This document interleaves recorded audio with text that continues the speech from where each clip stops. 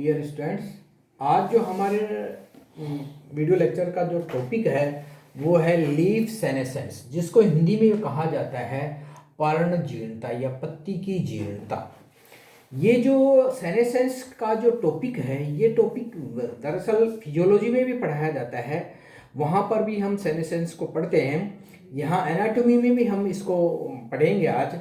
और यहाँ एनाटॉमी के अंदर पहले हम सेनेसेंस पढ़ेंगे और सेनेसेंस के बाद जो नेक्स्ट स्टेप होगा इसी वीडियो लेक्चर के अंदर वो होगा लीफ सेनेसेंस। यानी सेनेसेंस पहले हम समझेंगे, उसके बाद समझेंगे कि लीफ के संदर्भ में सेनेसेंस किस तरह से होता है, पर्ण की जीर्णता किस तरह से होती है। हम ये जानते हैं बच्चों कि जो भी एक कहावत है कि जो दुनिया में जिसने जन्म लिया है वो उसकी मृत्यु निश्चित है। यानी जो सजीव पैदा हुआ है, चाहे वो वेजिटेटिव से, चाहे सेक्सुअल से या सेक्सुअल रिप्रोडक्शन से जो पैदा हुआ है वो मरेगा जरूर, उसकी मृत्यु निश्चित है। तो जीर्णता से मतलब है कि वो सारी प्रक्रिया, वो प्रोसेस, यानी ओल्ड एज के अंदर होने वाली वो सारी प्रक्रिया जो किसी सजीव को उसकी मृत्यु की ओर ले जाती हैं, उन सारी प्रक्रियाओं को सामूहिक रूप से क्या कहते हैं? सेनेसेंस कहते हैं। तो देखिए, plant senescence is the process of ageing in the plants, यानी पादपों के अंदर एजिंग होने की प्रक्रिया, AGING, एजिंग होने की जो प्रोसेस है, उस प्रक्रिया को कहते हैं हम सेनेसेंस, जीर्णता। अब आपको समझने की जरूरत है कि एजिंग क्या होता है।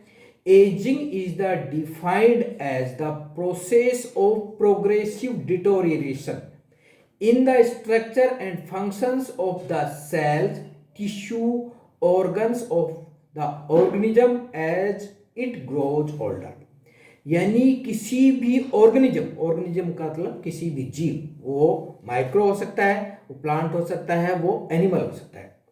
किसी भी जीव की कोशिका, उसके टिश्यू यानी ऊतक और उसके अंग की संरचना और उसकी क्रियाओं में होने वाले प्रोग्रेसिव डिसऑर्डर यानी बढ़ते हुए डिटोरिएशन से मतलब है एक लाभकारी क्रियाएं होती हैं और एक अलाभकारी, नष्ट होने वाली, बेकार की क्रियाएं जो उसको जीर्णता की ओर, मृत्यु की ओर ले जाने, डिटोरिएट होना, बेकार, नष्ट होना, खराब होने वाली प्रक्रियाएं। तो जिससे खराब होता है, यानी स्ट्रक्चर और फंक्शंस के अंदर जो लगातार जो डिटोरिएशन होता है, प्रोग्रेसिव डिटोरिएशन होता है, किसी कोशिका, टिश्यू और ऑर्गन्स के अंदर, किसी जीव के अंदर होता है, तो उस प्रोसेस को, उस प्रोग्रेसिव डिटोरिएशन की प्रक्रिया को कहा जाता है एजिंग। और यहाँ एजिंग कहाँ होता है? As it grows older. जैसे कोई जीव कहाँ होगा? जब वृद्धावस्था हो। ओल्डर का मतलब वृद्धावस्था में होगा तब होगा। अब पादपों के संदर्भ में अगर आप बात करें तो ओल्ड एज क्या होगी? ओल्ड एज ये हर जीव की अलग अलग होती है। जैसे मान लीजिए कोई पादप 30 दिन में अपना जीवन पूरा कर लेता है तो उसके लिए ओल्ड एज 30 दिन की होगी या उससे कम अवधि की होगी। कोई 1 वर्षीय है, कोई बहुवर्षीय है, कोई द्विवर्षीय है और किसी के सैकड़ों साल तक जिंदे रहते हैं पादप। तो उसके अंदर ओल्डर एज की जो अवधि है, यानी वो समय अवधि है, वो अलग अलग होती है। ये हमें ध्यान रखनी है कि ओल्डर एज है या ओल्डर जो शब्द है या वृद्धावस्था जो शब्द है, उसकी अवधि हर जीव के लिए अलग अलग होती है। कहने का मतलब है कि किसी जीव की उसकी वृद्धावस्था में उसके कोशिका, उसके ऊतक, उसके अंग की संरचना एवं उसके क्रियाओं या उसके फंक्शंस या उसकी कार्य में होने वाले प्रोग्रेसिव डिटोरिएशन को कहा जाता है एजिंग। और process of ageing is known as senescence, यानी जो एजिंग की जो प्रक्रिया है, उसी प्रक्रिया को, यानी जीर्णता क्या है? जीर्णता वह प्रक्रिया है जिसके अंदर कोई जीव की कोशिका, ऊतक, ऑर्गन वृद्धावस्था के अंदर प्रोग्रेसिवली डिटोरिएट होता है या जीर्णता की ओर जाता है या उसके अंदर, उसकी कैपेसिटी के अंदर कमी आ जाती है उसको कहेंगे हम सेनेसेंस या जीर्णता।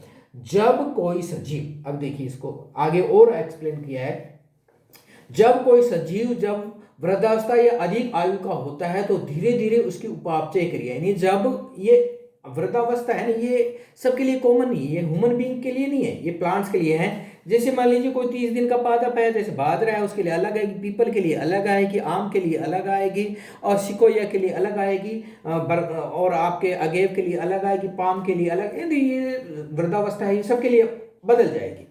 तो जब कोई सजीव यानी पादप, एनिमल और माइक्रोऑर्गेनिज्म वृद्धावस्था ओब्लिक अधिक आयु का होता है तो धीरे धीरे उसकी उपापचय क्रियाएं बदल जाती हैं। उपापचय क्रियाएं क्या होती हैं?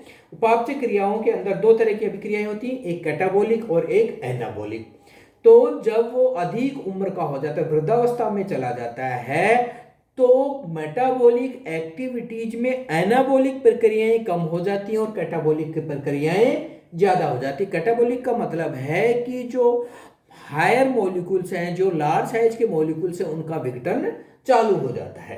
तो सबसे पहला क्या होगा कि जो उपापचय क्रियाएं हैं उनके अंदर जो दो पार्ट हैं, एनाबॉलिक और कैटाबॉलिक, जो एक दूसरे के इरिवर्सिबल होते हैं, वहां पर केवल कैटाबॉलिक ही होने लग जाती हैं, एनाबॉलिक प्रक्रियाएं नहीं होती हैं, या उनकी एक्टिविटीज कम हो जाती हैं, धीमी हो जाती है। दूसरा क्या होगा?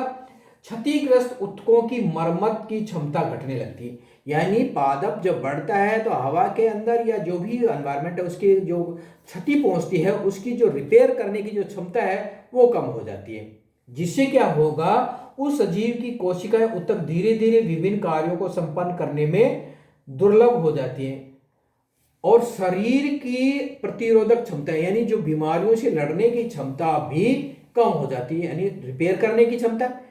एक तो क्या हुआ कि जो मेटाबॉलिक एक्टिविटी जो है उनमें कैटाबॉलिक काम ज्यादा हो गया, एनाबॉलिक कम हो गई। दूसरा क्या हुआ? रिपेयर करने की क्षमता कम होगी। तीसरा क्या हो गया? जो पादप है उसकी रोगों के प्रति लड़ने की क्षमता कम होने लग जाती है, और इससे क्या होगा, धीरे धीरे पादप के जो विभिन्न अंग हैं वो काम करना बंद कर देते हैं, जिससे उन अंगों के साथ साथ जीवधारी की मृत्यु, यानी जो अंग धीरे धीरे काम करना बंद करते हैं तो उन अंगों की तो मृत्यु होती है, साथ साथ उस जीवधारी, उस पौधा, उस एनिमल और उस सूक्ष्म जीव की भी मृत्यु हो जाती है। तो सेनेसेंस का अल्टीमेट जो परिणाम है, यानी इसकी चरम सीमा है, यानी सेनेसेंस की प्रक्रिया हो रही है, तो वो किस में बदलेगी? मृत्यु में बदलेगी, उस सजीव की मृत्यु हो जाएगी। अतः स्पष्ट है कि आयु के बढ़ने के साथ साथ होने वाले इस प्रकार के परिवर्तन काल प्रभाव यानी एजिंग कहलाते हैं, यानी उम्र बढ़ने के साथ साथ जो ये परिवर्तन बताए हैं मैंने 3-4, ये सब क्या हैं? एजिंग कहलाते हैं। और एजिंग क्या है? Process of ageing is known as senescence, यानी एजिंग की प्रक्रिया को सेनेसेंस कहा जाता है। एजिंग की विभिन्न विधियों की, यानी एजिंग की जो प्रक्रिया है उसकी विभिन्न विधियों को अध्ययन कर, यानी किसी हर ऑर्गेनिज्म में अलग अलग तरह से जो एजिंग होती है, उसकी एजिंग की जो प्रक्रिया का जो अध्ययन है, प्रोसेस है, उसके अध्ययन की विभिन्न विधियां हैं, उनको कहा जाता है, उस विज्ञान को कहा जाता है gerontology. Plant science is the process of ageing in plants. Plant science क्या है? प्लांट साइनेसेंस क्या है? Plant senescence is the process of ageing in plant. ये पहले ही बता दी। Plant have both stress induced and age related development age, यानी जो एजिंग की जो प्रक्रिया होती है ये स्ट्रेस से भी रिलेटेड हो सकती है और एज रिलेटेड। एज रिलेटेड तो कब होगी? जब ये एजिंग जीन द्वारा कंट्रोल होगी। तो जो ओल्ड एज है उसमें चाहे आप उसको फेवरेबल पानी दे दो, तापक्रम दे दो, पोषण दे दो, लेकिन फिर भी उसके अंदर जीर्णता आएगी, तो उसको कहा जाएगा एज रिलेटेड या जेनेटिकली कंट्रोल्ड एजिंग। लेकिन ये जो एजिंग की प्रक्रिया है ये एनवायरमेंटल भी हो सकती है, यानी एनवायरमेंट के कारणों से या स्ट्रेस इंड्यूस्ड भी एजिंग होती है। जैसे मान लीजिए जीर्णता के, जैसे मान लीजिए पानी की कमी कर दी, पोषण की कमी कर दी, हाई टेम्परेचर कर दिया या हाई लाइट कर दी, तो उससे क्या होता है कि पादप के अंदर जो बाद में जीर्णता आनी थी वो पहले ही अजीर्णता आ जाती है, और इसलिए जो जीर्णता है या सेनेसेंस है वो स्ट्रेस इंड्यूस्ड भी होती है, और जो जीर्णता है या सेनेसेंस है वो जेनेटिकली कंट्रोल्ड भी होता है। जीर्णता के अंदर जो प्रमुख है, और सारी तो होती है, प्रमुख है वो है कि इसके अंदर क्लोरोफिल, पादप के अंदर क्लोरोफिल का डिग्रेडेशन होगा, जिससे उस पादप की पत्तियों के अंदर जो क्लोरोफिल है वो कैरोटीनॉइड्स में बदल जाएगा, और कैरोटीनॉइड्स एंथोसायनिन और ज़ैंथोफिल्स में बदल जाएगा, जिससे हरे रंग की पत्ती है वो पीली पड़ जाएगी, और जो पीली पड़ती है वो प्रकाश संश्लेषण नहीं करती है, और अल्टीमेटली पादप को मृत्यु का सहारा लेना पड़ता है, यानी पादप की मृत्यु हो जाती है। अब चूंकि हमने अभी तक की जो लेक्चर है उसमें समझा है पादप की मृत्यु। अब पादप की वो लीफ सेनेसेंस का वो लीफ सेनेसेंस पहले हमने पढ़ा सेनेसेंस, अब पढ़ेंगे लीफ सेनेसेंस। लीफ सेनेसेंस क्या है? पर्णजीर्णता से अभिप्राय है कि यह पर्णजीर्णता एक क्रमिक प्रक्रिया है जिसमें पत्ती परिपक्व होकर धीरे धीरे जीर्ण होकर मृत हो जाती है। और ये पहले ही आ गया कि अगर ये प्रक्रिया लीफ के अंदर होती है या तो पूरे पादप में होगी तो प्लांट सेनेसेंस आएगा, अगर कि यह एक ही लीफ के अंदर ही हो रही है सेनेसेंस तो ये लीफ सेनेसेंस कहलाएगा। तो यहाँ पर हम केवल पढ़ेंगे लीफ सेनेसेंस। पादपों में वृद्धावस्था में जीर्णता के विभिन्न प्रकार पाए जाते हैं। पादप की पूर्ण मृत्यु के रूप में पादप के जमीन से ऊपर वाले भाग में वृद्धावस्था, पर्णपाती स्वभाव के रूप में पत्तियों के आरंभ होने होकर स्तंभ तक पाया जाता है, यानी पत्ती गिर जाए, तना गिर जाए, शाखा गिर जाए, पादप का वायवीय भाग गिर जाए, तो एक मतलब जीर्णता है, सेनेसेंस है, वो हर फल गिर जाए तो ये फल गिर जाए, फूल गिर जाए, पत्ती गिर जाए, शाखा गिर जाए, पूरा का पूरा एरियल पार्ट गिर जाए, तो हर पादप के अंदर ये जीर्णता और ये समय के साथ साथ अलग अलग होती है। यानी किसी समय पादप की पूर्ण जीर्णता हो जाती है, किसी समय केवल लीफ में होती है, किसी किसी पादप में केवल लीफ में पाई जाती है, किसी किसी पादप में पूर्ण प्लांट के अंदर सेनेसेंस होता है। तो ये हर पादप में वैरायटीज अलग अलग होती है। संपूर्ण पादप जगत में जो सेनेसेंस है उसके पैटर्न भी अलग अलग होते हैं। जैसे एक वर्षीय पादप है जिनकी अवधि एक ऋतु के अंदर ही अपना जीवन काल समाप्त कर लेते हैं या एक साल के अंदर ही समाप्त कर लेते हैं, उनके अंदर जो जीर्णता है, सेनेसेंस है, वो पुरानी पत्तियों में पहले सेनेसेंस आएगा, फिर वो पुरानी पत्तियों से सेनेसेंस धीरे धीरे युवा पत्तियों की ओर बढ़ता है। और इस तरह से जो भी मेटाबॉलिक एक्टिविटीज हैं जिनमें कैटाबॉलिज्म प्रभावी रूप से हो रहा है और प्रोटीन, लिपिड्स, कार्बोहाइड्रेट, क्लोरोफिल का डिग्रेडेशन हो गया है, जिससे एमिनो एसिड्स, लिपिड्स और जो शुगर्स बने हुए हैं वो अन्य भागों में यंग पत्तियों में स्थानांतरित हो जाते हैं, और जो पुरानी पत्ती है वो सेनेसेंस होकर एब्सिसेशन के माध्यम से पादप से अलग हो जाती है।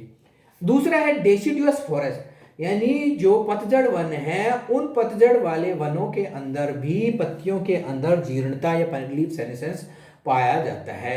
इन पादपों के अंदर प्राय शुष्क अवधि के अंदर या ड्राई सीजन के अंदर पत्तियों के अंदर, यानी यहाँ पर जो है वो ड्राई सीजन के अंदर लीफ के अंदर जीर्णता देखी गई है, लीफ अलग हो जाती है और सभी पादपों से पत्तियां अलग हो जाती है, सभी पादप केवल शाखाएं लिए होती हैं, और इसलिए इन वनों को कहा जाता है पतझड़ वाले वन। तो जो भी पादप पतझड़ वाले वनों में पाए जाते हैं उन पादपों के अंदर सेनेसेंस, लीफ सेनेसेंस पाया जाता है। तीसरा है एवरग्रीन फॉरेस्ट, जो कि सदाहरित वन है, उन पादपों के अंदर प्राय देखा गया है। जो भी ये डेसिडुअस फॉरेस्ट है ये टेम्परेट समशीतोष्ण प्रदेश में पाए जाते हैं, और ये एवरग्रीन फॉरेस्ट है ये ट्रॉपिकल रीजन्स के अंदर पाए जाते हैं, जहां प्रतिदिन वर्षा होती है, लगातार वर्षा होती है, उच्च लेवल की वर्षा होती है। वहां पर फॉरेस्ट है वो एवरग्रीन होता है, और वहां पर जो लीफ के अंदर जो सेनेसेंस है वो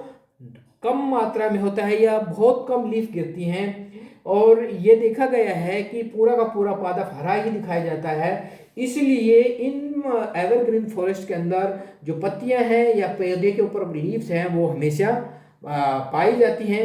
लगातार धीरे धीरे एक लीफ या कुछ मात्रा में पत्तियां झड़ती हैं, परंतु पूरा पादप हरे रंग का दिखाई जाता है। डेसिडुअस फॉरेस्ट के अंदर सभी पर्ण, यानी पादप के ऊपर जितनी भी पर्ण है वो सारी की सारी एक साथ सेनेसेंस में जाएंगी एक अवधि के अंदर। यहाँ पर जो एवरग्रीन फॉरेस्ट के अंदर समझने की बात है कि यहाँ पर जो लीफ आएंगी, हर लीफ की सेनेसेंस डेट अलग अलग होगी, इसलिए हर लीफ पादप से अलग अवधि में अलग होगी और पादप हमेशा हरा दिखाई देगा। आघेव की अगर बात करें तो आघेव जैसे मोनोकार्पिक पादपों के अंदर पादप 35 से 40 वर्षों तक केवल कायक वृद्धि करता है, कोई सेनेसेंस नहीं आता। 35 से 40 वर्ष की अवधि के बाद पादप की पत्तियों के अंदर सेनेसेंस आता है, क्योंकि उस समय पादप क्या करता है, कायक वृद्धि बंद करता है, फ्लावरिंग करता है और फ्रूटिंग करता है। आघेव जैसे पादपों के अंदर एक बार ही फ्रूटिंग होती है, यानी फल एक बार में लगता है। जब इसके अंदर फल लगता है तो फल लगने के बाद फल में भी सेनेसेंस होगा और लीफ के अंदर भी सेनेसेंस हो जाएगा और कालांतर में ये पादप की डेथ हो जाएगी। और इस तरह से पाम के पादप में देखा गया है कि ये जो अवधि है ये 75 से 80 वर्ष की होती है। What are the changes, यानी physiological changes during senescence, senescence के दौरान फिजियोलॉजिकल चेंजेस क्या क्या होंगे, कुछ तो हमने बताया दिया, कुछ और डिस्कस करते हैं।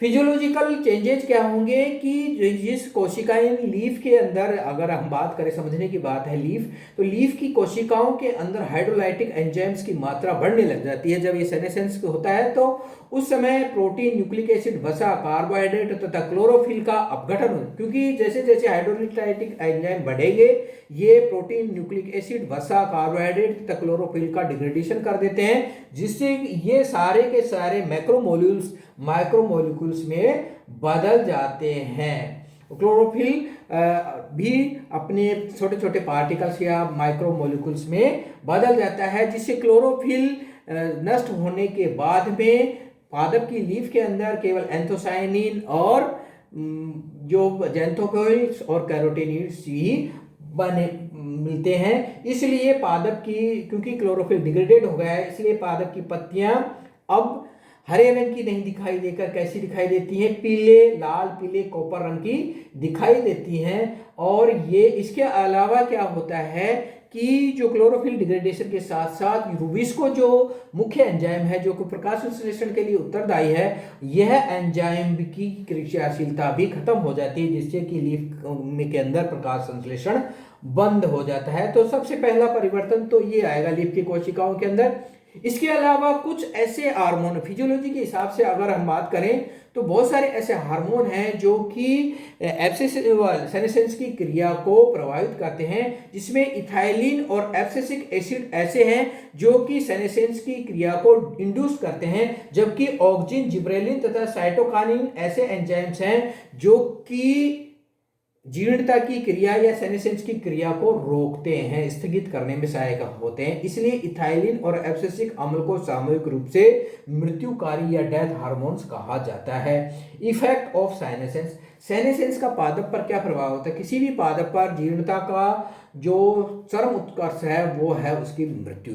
यानी अगर लीफ में हो रहता है सेनेसेंस तो लीफ की मृत्यु होगी, अगर पूरे पादप में सेनेसेंस होता है पूरे पादप की मृत्यु होगी।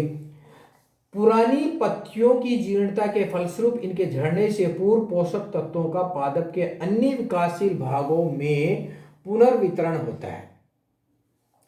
मतलब क्या है कि जैसे जैसे लीफ जीर्णता की ओर जाती है, झड़ने से पूर्व उसके जो भी रासायनिक पदार्थ है वो दूसरी कोशिकाओं में चले जाते हैं, जिससे कि जो भी बड्स हैं, फ्लावर बड्स हैं, ब्रांच बड्स हैं, उनका विकास होता है। हम आप देखते हैं कि जैसे ही पतझड़ आता है सारी पत्तियां झड़ जाती हैं और कुछ ही अवधि के बाद में इन झड़ी हुई पत्तियों से जो रासायनिक पदार्थ हैं जो ट्रांसपोर्ट होकर कहाँ गए हैं, बड्स में गए हैं, उन बड्स के अंदर इंड्यूस्ड हो जाती हैं वो बड्स और नई कलिकाएं, नए फ्लावर्स और नए ब्रांच, नए लीव्स का निर्माण होता है। तो नई जीवन की उत्पत्ति इस सेनेसेंस के यानी पुराने पत्तियों का के त्याग या बलिदान के फलस्वरूप नई आशा की किरण उत्पन्न होती है, नई पत्तियां, नई शाखाएं, नए फ्लावर्स, नए फूल, नई कलिकाएं बनती हैं।